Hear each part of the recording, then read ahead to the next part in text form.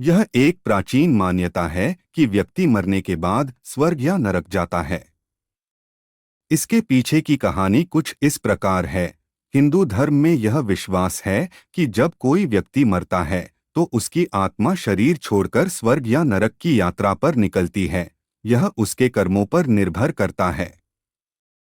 जीवन और कर्म। हिंदू धर्म के अनुसार व्यक्ति के जीवन के दौरान किए गए कर्म अच्छे या बुरे यह तय करते हैं कि मृत्यु के बाद उसकी आत्मा को स्वर्ग या नरक में स्थान मिलेगा।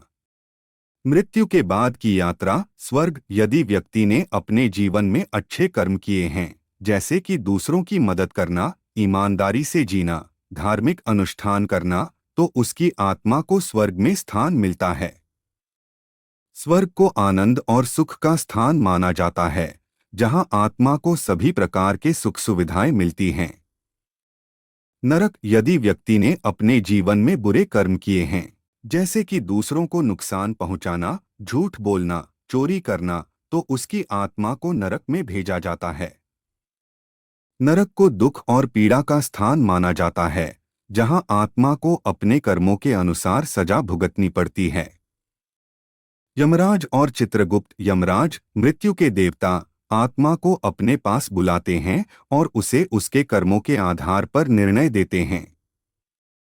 चित्रगुप्त, जो यमराज के सहायक होते हैं, व्यक्ति के सभी कर्मों का लेखा जोखा रखते हैं और उसी के अनुसार आत्मा के लिए स्वर्ग या नरक का निर्णय लेते हैं। पुनर्जन्म का सिद्धांत। हिंदू धर्म में पुनर्जन्म का भी विश्वास है। यदि आत्मा को स्वर्ग या नरक में अपने कर्मों की सजा या पुरस्कार मिल जाने के बाद भी मुक्ति मोक्ष नहीं मिलती, तो उसे पुनर्जन्म लेना पड़ता है।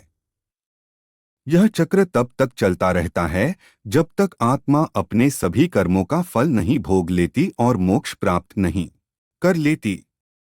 यह कहानी न केवल हिंदू धर्म में बल्कि कई अन्य धर्मों और संस्कृतियों में भी प्रचलित है, जहां मृत्यु के बाद आत्मा की यात्रा का वर्णन किया गया है।